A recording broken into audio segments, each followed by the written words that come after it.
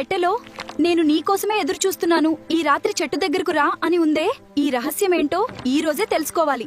శృతికీర్తి, ఆ పెట్టెలో ఏముందమ్మా? ఏమైనా వింతగా కనిపించిందా? ఏమీ లేదు, పాత పెట్టె మాత్రమే. మీరు భయపడకుండా వెళ్ళిపోండి.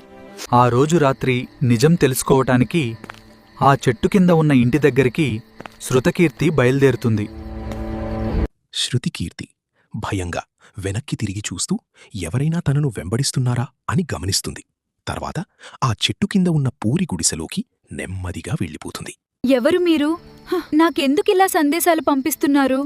ఎందుకంటే నేను నీ అమ్మని.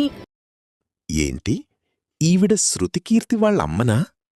అసలీవిడ ఎందుకు దూరంగా ఉండి ఇలా సందేశాలు పంపిస్తోంది?